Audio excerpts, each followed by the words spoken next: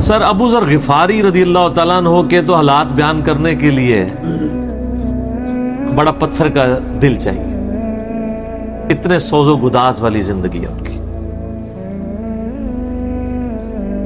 ہاں، جامعہ ترمذی میں حدیث ہے، نبی صلی اللہ علیہ وآلہ وسلم نے ارشاد فرمایا کہ اس نیلی چھتری کے نیچے ابو ذر غفاری سے سچا انسان کوئی نہیں ہے۔ کون کہہ رہا ہے؟ نبی صلی اللہ علیہ وآلہ وسلم، جو خود صادق اور امین ہے۔ اور جامعہ ترمذی میں ایک اور حدیث ہے، نبی علیہ السلام نے فرمایا کہ ابو ذر غفاری سے بڑھ کر کوئی عہد وفا کرنے والا اور زہد میں میری امت میں نہیں ہے، یہ میری امت میں عیسیٰ ابن مریم کی مثل ہے، ابو ذر غفاری۔ اور عیسیٰ ابن مریم وہ ہیں جن کے بارے میں روایتوں میں آتا ہے کہ وہ دنیا سے اتنے زاہد تھے کہ وہ برتن میں پانی بھی نہیں پیتے تھے، وہ کہتے تھے یہ بھی دنیا کا مال ہے، اپنے ہاتھوں میں پانی پیا کرتے تھے، یعنی دنیا کو 3 طلاقیں دی ہوئی تھی۔ تو نبی علیہ السلام فرمایا میری امت میں سیدنا عیسیٰ ابن مریم کی مثل زہد میں ابو ذر غفاری ہے۔ یہ لفظ ہے ابو ذر غفاری، غفاری نہیں ہے لفظ، غفاری زیر ہے اور فا کے اوپر تشدید بھی نہیں ہے۔ تو ابو ذر غفاری رضی اللہ تعالیٰ عنہ علیہ السلام نبی علیہ السلام کے لاڈلے اصحاب میں سے تھے۔ صحیح بخاری میں ان کے قبول اسلام کا پورا واقعہ موجود ہے۔ ان تک جب دعوت پہنچی کہ اس طرح ایک پیغمبر آئے ہیں مکے کی سرزمین میں جنہوں نے دعوی نبوت کیا، تو یہ انہوں نے پہلے اپنے بھائی کو بھیجا کہ خیر خبر لے کے آؤ، تو انہوں نے بتایا ہاں اس طرح ایک شخص ہے۔ پھر یہ خود رخت سفر باندھ کے نبی صلی اللہ علیہ وآلہ وسلم کی خدمت میں حاضر ہوئے مکہ شریف میں۔ تو صحیح بخاری میں آتا ہے کہ یہ گئے، یعنی مکہ شریف میں اب ڈر بھی رہے تھے، میں کیونکہ ان کو پتا تھا کہ نبی علیہ السلام کی مخالفت بھی بہت زیادہ ہے، کہ اگر میں کسی سے نبی علیہ السلام کے بارے میں پوچھا تو ہو سکتا ہے میرے ساتھ کوئی ایسی ایکٹیویٹی پرفارم نہ کر دے۔ تو یہ حرم مکہ میں انہوں نے ڈیرا ڈال لیا، اور کہتے ہیں میں جتنے دن وہاں رہا نا تو آب زمزم بھی پیتا تھا جب میری کھجوریں ختم ہو گئی۔ زمزم کھانے کا کام بھی کرتا تھا اور پینے کا بھی، زمزم طاقت والا پانی۔ تو کہتے ہیں سب سے پہلے میری جس شخص سے ملاقات ہوئی وہ سیدنا علی ابن ابی طالب تھے رضی اللہ تعالیٰ عنہ علیہ السلام۔ تو کہتے ہیں حضرت علی نے جب مجھے آبزرو کیا نہ تو مجھے اپنے ساتھ گھر لے گئے کہ پردیسی ہے، کھانا شانا کھلایا، رات ٹھہرایا۔ کہتے ہیں نہ انہوں نے مجھ سے پوچھا کہ کس لیے آئے ہو، نہ میں نے ان کو بتایا۔ یہ میں آپ کو اخلاقیات بتا رہا ہوں کہ دعوت کا کام کتنا ٹھنڈے کر کے کرنا پڑتا ہے۔ آپ تو کہتے ہیں پہلے دن ہی کسی کو رفع الیدین شروع کروا دیں، اتنا آسان نہیں ہوتا یہ۔ تو دوسرا دن بھی اسی طرح گزرا، تیسرا دن بھی۔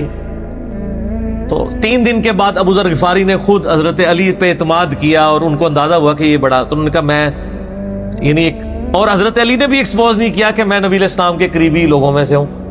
تو ان کا کہ مجھے تم ایک اچھے انسان لگے ہو تو میں اس کام کے لیے آیا ہوں، تو تم مجھے گائیڈ کرو محمد ابن عبداللہ کے بارے میں ان سے ملنا چاہتا ہوں صلی اللہ علیہ وسلم۔ تو سیدنا علی نے کہا کہ واقعی وہ تو اللہ کے پیغمبر ہیں اور اس طرح۔ تو پھر وہ حضرت ابو ذر غفاری کو نبی علیہ السلام کے پاس لے گئے، نبی علیہ السلام کے پاس تھوڑی دیر بیٹھے، انہوں نے اسلام قبول کر لیا۔ اور سر اسلام کیا قبول کیا، اتنا اعلیٰ درجے کا ایمان۔ نبی علیہ السلام فرمایا تم اپنے قبیلے میں واپس چلے جاؤ، جب مکے میں ہمارا غلبہ ہوگا یا کوئی اللہ تعالیٰ راہ نکالے گا، ابھی تو جو بھی اسلام قبول کرتا ہے اس کی پھینٹی لگتی ہے، تو میں کوئی نہ کوئی تمہیں مطلب بتا دوں گا، ابھی تم اپنا ایمان پوشیدہ رکھو، اپنے علاقے میں چلے جاؤ۔ ان کا یا رسول اللہ ایسے نہیں ہو سکتے۔ وہ جناب آگے مکے خانہ کعبے کے اندر آ کے انہوں نے کہا میں گواہی دیتا ہوں کہ اللہ ایک ہے اور محمد صلی اللہ علیہ وسلم اس کے رسول ہیں۔ تو مشرکین عرب ان پہ ٹوٹ پڑے، خوب مارا، حتیٰ کہ عباس بن عبد المطلب جو اس وقت تک مسلمان نہیں ہوئے تھے، نبی علیہ السلام کے چچا تھے، لیکن چونکہ بنو ہاشم سے تھے اور بنو ہاشم آپ کو پتہ ہے متولی تھے کعبہ شریف کے، انہوں نے اپنے آپ کو ابو ذر غفاری کے اوپر گرا لیا کہ تاکہ ان کو کوئی مارے نہ۔ انہوں نے کہا تمہیں پتہ نہیں ہے قبیلہ یعنی غفاری قبیلے سے تعلق رکھتا ہے تو اس کے قبیلے کے لوگ آ کے یہاں پہ لڑائی کریں گے ہم سے، کیونکہ قبائلی سسٹم تھا نا، اس میں یہ نہیں دیکھا جاتا تھا کہ اس کا مذہب کیا ہے، پہلے نمبر پہ دیکھا جاتا ہے کہ ہمارے قبیلے کا، تم نے ہمارے قبیلے کے بندے کو مارے تمہیں نہیں چھوڑیں گے۔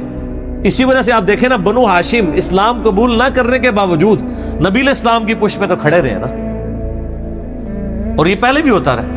قرآن حکیم میں آتا ہے نا کہ شعیب علیہ السلام کی قوم کیا کہتی ہے، اے شعیب اگر تیرا قبیلہ تیرے ساتھ نہ ہوتا کب سے تیرا کام کر چکے ہوتے۔ اس لیے انبیاء ڈومیننٹ قبائل میں آتے ہیں، جو شریف النفسی والے ہوتے ہیں، جن میں ایک سسٹم ہوتا ہے پورا۔ تو اور پھر جو ہے نا وہ اگلے دن پھر ابو ذر غفاری نے اس طرح کلمہ پڑھا، پھر ان کی پٹائی ہوئی، پھر حضرت عباس نے ان کو بچایا، اور پھر وہاں سے یعنی وہ چلے گئے۔ یہ پوری حدیث صحیح بخاری میں ہے، اور بلکہ بخاری میں پورا ایک چیپٹر ہے ابو ذر غفاری کے اسلام لانے کا واقعہ۔ امام بخاری نے ابو ذر غفاری کا پروٹوکول یہ رکھا ہے کہ اسلام کا پورا چیپٹر بنایا ہے ابو ذر غفاری کے اسلام لانے کا واقعہ۔ باقی یہ درویش صفت آدمی تھے، اور دنیا کو 3 طلاقیں دی ہوئی، اور وہ اس لیے کہ انہوں نے نبی علیہ السلام کو بڑا کلوزلی آبزرو کیا تھا۔ نبی علیہ السلام کی جتنی احادیث دنیا سے زہد اور دنیا پرستی کی مذمت پہ ہے نا، اکثر احادیث کے راوی ابو ذر غفاری ہیں۔ چونکہ انہوں نے نبی علیہ السلام کو بڑا کلوزلی آبزرو کیا ہوا تھا، تو اس لیے وہ صحابہ کرام پہ جب دنیا کے خزانے کھول دیے گئے، اور بعض اصحاب اور بعض تابعین میں انہوں نے جب دنیا کی محبت میں غلبہ اور عیاشی کا لیول دیکھا تو ان سے وہ برداشت نہیں ہوتا تھا۔ انہوں تو نبی علیہ السلام کی صحبت کی ہوئی تھی، وہ کہتے تھے یہ دیکھو یار، ہم لوگ تو فاقے کرتے تھے، اور ہمارا پیغمبر ہمیں یہاں تک تعلیمات دیتا تھا کہ اے اللہ محمد اور آل محمد کو بس اتنا ہی رزق دینا کہ روح اور جسم کا رشتہ برقرار رہے۔ یہ حدیث بخاری و مسلم میں ہے، اور بخاری و مسلم میں حدیث ہے حضرت عمر کو نبی علیہ السلام نے ڈانٹتے ہوئے کہا، جب وہ چٹائی کے نشان دیکھے، ان کا یا رسول اللہ رو پڑے کہ کیسر و کسرا تو دنیا کے مزے لوٹ رہے ہیں اور آپ اللہ کے نبی ہیں، تو آپ فرمایا کہ تم اس پہ خوش نہیں کہ وہ دنیا کے مزے لوٹیں اور تم آخرت کی سعادت لوٹو؟ اور لگتا ہے عمر تم پہ دنیا کی حقیقت آج بھی نہیں کھلی۔ جن لوگوں کے سامنے یہ ساری چیزیں تھیں، جن لوگوں نے نبی علیہ السلام کا وہ پیریڈ دیکھا تھا، پھر ان کو یہ بھی پتا تھا کہ بخاری و مسلم میں نبی علیہ السلام کے جو آخری خطبات میں سے شہدائے احد کے اوپر جو نماز جنازہ آپ نے 8 سال بعد پڑھی، اور وہاں پہ آپ نے جنازے یعنی ادھر قبرستان میں خطبہ دیا عبرت کے لیے، اور اس میں کئی چیزیں تھیں۔ ایک تو یہ تھی کہ یہ یہاں پہ وہ لوگ دفن ہیں جنہوں نے اسلام کے لیے قربانی دی ہے، اور ان کا پھل تم نے کھانا ہے۔ وہ دنیا سے اسی طریقے سے گئے ہیں، دفن میں نہیں دیا گیا کئی لوگوں کو۔ نمبر 2، اسی میدان میں مال غنیمت سمیٹنے کی وجہ سے ایک فتح شکست میں بدل گئی تھی، جبکہ اللہ کے نبی بھی موجود تھے، اللہ نے اس کا بھی لحاظ نہیں کیا، اور وہ فتح شکست میں بدل گئی کہ انہوں نے مال غنیمت لپیٹنے میں نبی علیہ السلام کی حکم عدولی کر دی، تو تاکہ بعد میں یہ معاملہ نہ ہو۔ تو وہاں آپ کا خطبہ بخاری مسلم دونوں میں ہے۔ آپ نے فرمایا کہ، اور حضرت عقبہ ابن عامر کہتے ہیں میں نے آخری دفعہ نبی علیہ السلام کو ممبر پہ اسی دن دیکھا تھا۔ آپ نے فرمایا کہ میں اللہ کی قسم اپنے حوض کوثر کو اس وقت دیکھ رہا ہوں، اللہ نے دکھا دیا، اور آپ نے فرمایا کہ مجھے یہ خطرہ نہیں ہے کہ تم میرے بعد شرک کرنے لگو، لیکن مجھے ڈر ہے کہ تم دنیا کے مال میں پھنس جاؤ گے، اور پھر تم ایک دوسرے کو قتل کرو گے جس طرح اگلی قوموں نے کیا، اور تم بھی تباہ و برباد کر دیے جاؤ گے جس طرح اگلے۔ اس سے زیادہ کیسے آپ ڈر سناتے؟ اب یہ ساری چیزیں موجود تھیں۔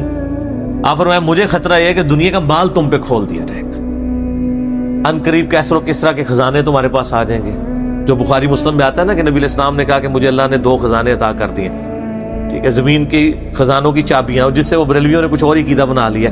اس میں موجود ہے کہ کیسر و کسرا کے خزانے، یعنی آپ کو بتایا گیا کہ رومن اور پرشین امپائر جو ہے مسلمان فتح کر لیں گے یرموک اور قادسیہ کے اندر، اور مسلمانوں کے پاس وہ دولتیں آ جائیں گی، پھر آہستہ آہستہ وہ بھی اسی یعنی دنیا کی محبت کا شکار ہو جائیں گے۔ اب یہ ساری باتیں حضرت ابو ذر غفاری کے سامنے تھی، حتیٰ کہ صحیح بخاری میں آتا ہے کہ ابو ذر غفاری کہتے ہیں مجھے دن یاد ہے کہ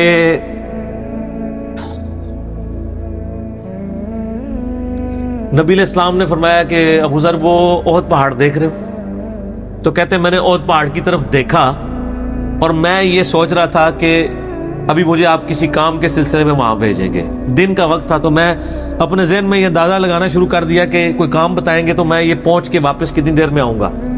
لیکن آپ نے یہ بات نہیں کرنی تھی۔ آپ نے فرمایا کہ اگر یہ سارا پہاڑ جو کئی کلومیٹرز پہ پھیلا ہوا ہے، آج بھی وہ پہاڑ موجود ہے مدینہ شریف میں، مسجد نبوی سے بھی نظر آتا ہے، اور جو شہدائے احد کا قبرستان ہے اس کی بالکل بیک سائڈ پہ کئی کلومیٹرز پہ پھیلا ہوا، اگر یہ سارا سونے کا ہو تو آپ علیہ السلام فرمایا کہ میں سب کا سب اللہ کی راہ میں فوراً شام سے پہلے خیرات کر دوں، اپنے پاس میں 2 یا 3 دینار ہی رکھوں صرف، یعنی جو ٹوٹل زندگی گزارنے کے لیے سب خیرات کرتے.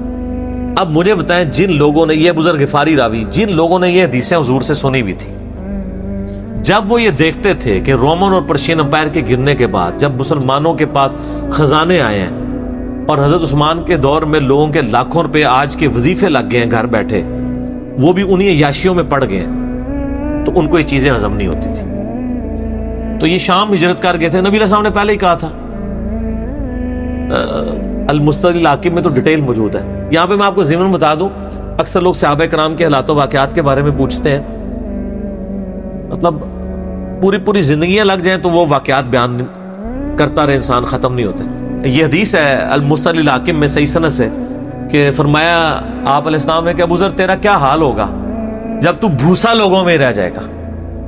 اور آپ نے یوں انگلیاں ڈالی. اور ابو ذر غفاری کا انتقال 32 ہجری میں ہوا ہے حضرت عثمان کے دور میں. یہ بات عبداللہ بن عمر بن عاص کے بارے میں نہیں کہی تھی؟ وہ بھی ہے، وہ تو صحیح بخاری میں ہے. عبداللہ بن عمر بن عاص کو نبی علیہ السلام نے فرمایا تھا کہ تو بھوسا لوگوں میں رہ جائے گا. سیم الفاظ حضرت ابو ذر غفاری کے بارے میں حاکم میں ہے. آپ مستدرک الحاکم کا چیپٹر کھول لیں. وہ تو یزید کے دور تک گئے تھے نا، یہ حضرت عثمان غنی کے دور میں فوت ہوئے. انہیں حضرت عثمان غنی برے نہیں تھے نعوذ باللہ، یعنی ان کے دور میں عیاشی کا لیول لوگوں کا یہ ہو گیا تھا. تو یہ یعنی اس میں پھر حدیث میں الفاظ ہیں نبی علیہ السلام سے، پھر انہوں نے کہا یا رسول اللہ میں کیا کروں، تلوار اٹھا لوں؟ آپ فرمایا صبر کرنا اور اپنی زبان سے تم حق بات کی تلقین کرتے رہنا، پھر آپ کو حاکم میں ملے گا. نبی علیہ السلام فرمایا کہ ان قریب تمہیں مدینے سے نکال دیا جائے گا، شام چلے جاؤ گے وہاں سے بھی نکال دیا جائے گا. اور سارے ایک بڑی دردناک حدیث ابو ذر غفاری کے بارے میں، وہ حاکم میں ہی ہے، المستدرک الحاکم میں.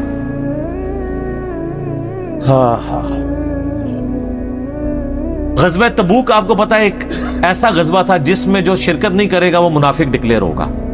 قرآن میں فتویٰ آ گیا تھا. اس سے پہلے کبھی نفیر عام نہیں تھی. یہ پہلا اور آخری موقع تھا کیونکہ رومن امپائر سے ٹکرانا تھا. سپر پاور تھی دنیا کی، 1.5 لاکھ کی فوج لے کے کیسرے روم بارڈر پہ آ گیا تھا عرب کے.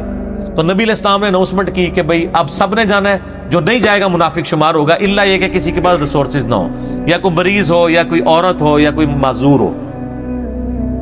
منافقین آگے بہانے کر رہے تھے. کچھ سادہ لوگ مسلمان بھی اس کا حصہ بن گئے. بخاری مسلم میں 3 اصحاب کی توبہ کا واقعہ بھی موجود ہے، وہ بھی میری ویڈیو ریکارڈڈ ہے. تو کعب بن مالک کی رضی اللہ تعالیٰ عنہ علیہ السلام، کچھ لوگ جو ہے وہ یعنی اپنے ان معاملات کی وجہ سے کچھ پیچھے بھی رہ گئے.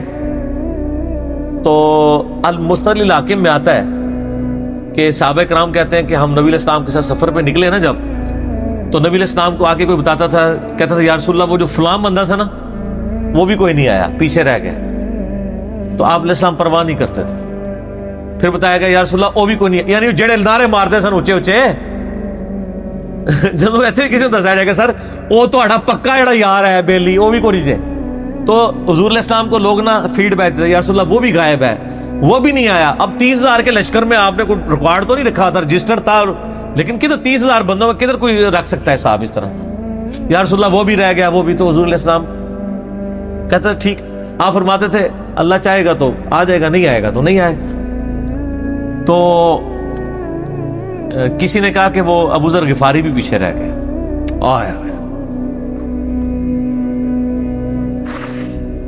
اور ابو ذر کو اس کے اونٹ نے روک لیا. اونٹ ہی نہیں اٹھ رہا تھا نا سر، وہ آپ کو گاڑی تو نہیں ہے نا جو سٹارٹ کر لیں گے آپ. اونٹ چلنے سے انکار کر دے کوئی کر سکتا ہے. اور سر سفر کتنا ہے؟ 700 کلومیٹر. 700 کلومیٹر کا ریگستانی سفر آج کے دور میں بھی کرنا مشکل ہے. سائیکل پہ نہیں آپ کر سکتے، پیدل تو آپ سوچ بھی نہیں سکتے. اونٹ کے بغیر کیسے ہو سکتا ہے؟ جس میں آپ کو اونٹ اس لیے بھی ضروری ہے کہ اس کے اوپر آپ نے سامان لادنا ہے.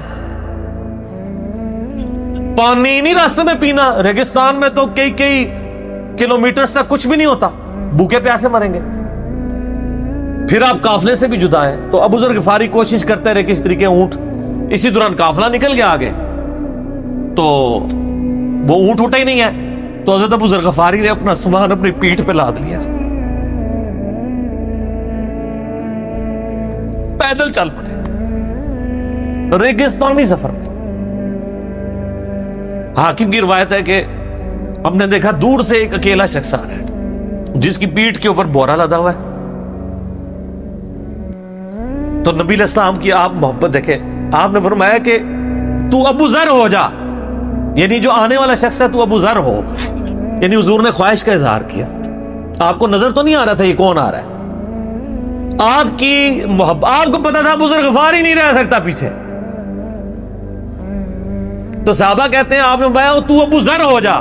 تو صحابہ کہتے ہیں تھوڑی دیر بعد جب وہ قریب آئے تو ہم نے پہچان لیا ابو ذر غفاری ہیں. تو جب ہم نے پہچان لیا نا تو حضور علیہ السلام نے ان کے پہنچنے سے پہلے آپ نے فرمایا ابو ذر کو دیکھو اکیلا آ رہا ہے, اکیلے ہی دنیا سے جائے گا اور قیامت دن بھی اکیلا اٹھایا جائے گا. دنیا سے کیا کہہ رہے گئے, صحیح بخاری میں آتا ہے کہ حضرت عثمان غنی رضی اللہ عنہ کے دور میں چکے, یہ اس حدیث کا بھی کچھ حصہ باقی ہے, میں بعد میں بیان کروں گا, پہلے میں اس کو کنکلوڈ کر لوں کہ صحیح بخاری میں آتا ہے کہ حضرت ابو ذر غفاری شام چلے گئے تھے. وہاں پہ چونکہ گورنر تھے حضرت معاویہ رضی اللہ تعالیٰ عنہ. وہ قرآن کی وجہ سورہ توبہ کی آیات ہے نا کہ جو لوگ سونا اور چاندی جوڑ کے رکھتے ہیں یہ گرم کر کے ان کی پیٹھوں پہ, ان کے ماتھے کے اوپر لگایا جائے گا قیامت والے دن. تو وہ یہ آیت پڑھا کرتے تھے اور حضرت معاویہ سے ان کا جھگڑا رہتا تھا کہ تم لوگ جو یہ مال جوڑ رہے ہو نا اور یہ اتنے خزانے تم لوگوں نے بنا لیے ہیں, یہ نبی علیہ السلام کی تعلیمات کے خلاف ہے. تو حضرت معاویہ کہتے تھے یہ تو اہل کتاب کے بارے میں آیات نازل ہوئی ہیں, تو وہ کہتے تھے نہیں یہ سب کے بارے میں ہے. اب شرعی حکم یہ ہے کہ مال آپ جوڑ سکتے ہیں اگر آپ زکوٰۃ دے رہے ہیں, لیکن یہ پسندیدہ نہیں ہے, طریقہ نبوت یہ نہیں ہے. نبی علیہ السلام نہیں جوڑ سکتے تھے, پوری زندگی زکوٰۃ دینے کی نوبت نہیں آئی ہے, حالانکہ خمس ملتا تھا, خیرات کرتے تھے. ابو ذر غفاری کا جھگڑا یہ تھا کہ تم تو نبی کے صحاب ہو, تم لوگوں کو یہ زیب ہی نہیں دیتا کہ تم لوگ اس طرح کے محلات میں رہو اور اس طرح مال جوڑو. تو اب چونکہ سینئر صحابی تھے, ان کو ہاتھ ڈالنا بھی آسان نہیں تھا. پھر نبی علیہ السلام نے فرمایا ہو کہ اس سے زیادہ سچا انسان ہی کوئی نہیں. تو معاویہ نے خط لکھا حضرت عثمان کو کہ جی اس بندے سے میری جان چھڑائے نا, اس کو آپ واپس بلائیں. تو حضرت معاویہ نے جب خط لکھا تو حضرت عثمان نے ان کو کہا تم مدینہ شریف واپس آتے. مدینہ شریف جب یہ واپس آئے تو صحیح بخاری میں آتا ہے کہ لوگوں کا جھمگٹا لگ گیا ابو ذر غفاری کے گرد. لوگوں کو پتا تھا یہ تو بڑا یعنی زہد والا بندہ ہے. تو ابو ذر غفاری وہی حدیثیں سنایا کرتے تھے کہ حضور نے فرمایا یہ پہاڑ سونے کے برابر ہو تو میں خیرات کر دوں گا.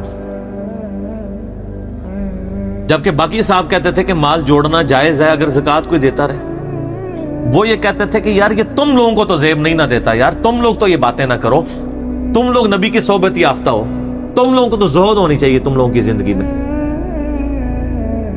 اب لوگوں کا ہجوم ان کے گرد لگ گیا اور پھر حضرت عثمان نے ان کو خلیفہ وقت تھے بلایا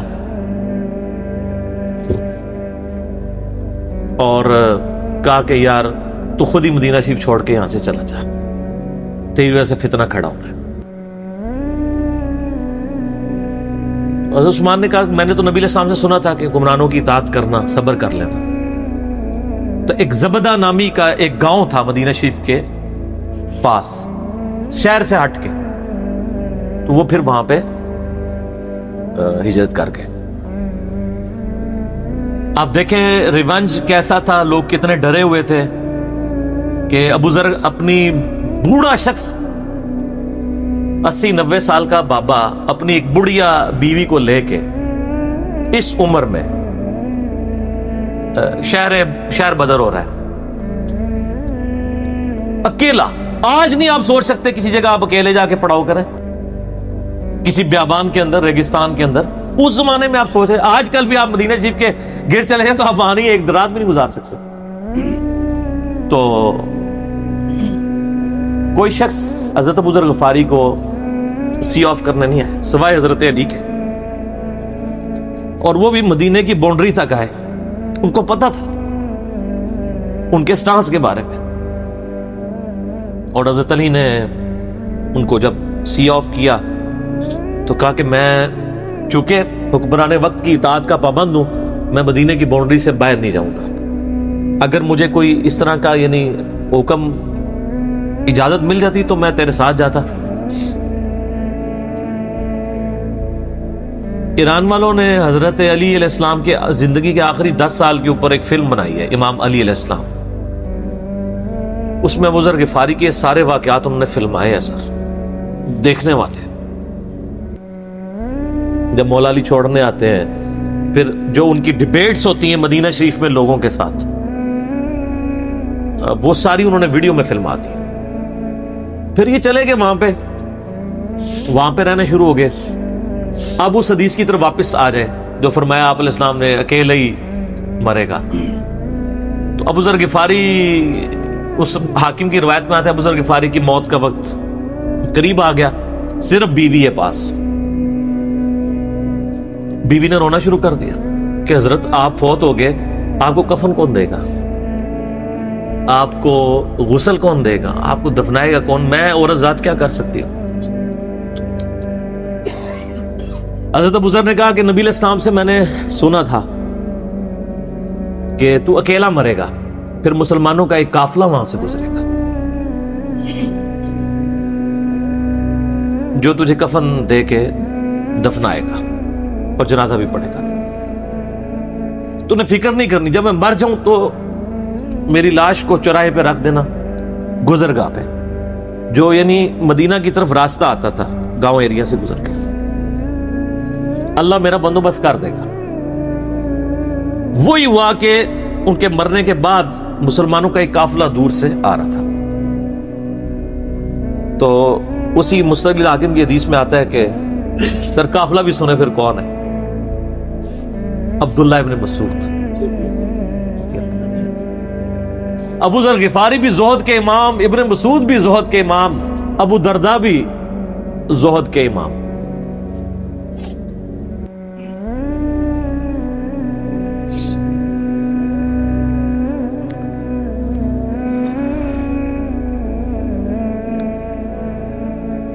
ابن مسعود رضی اللہ تعالیٰ عنہ جب وہاں پہ رکے، ان کو تو نہیں پتا تھا یہ کون ہے.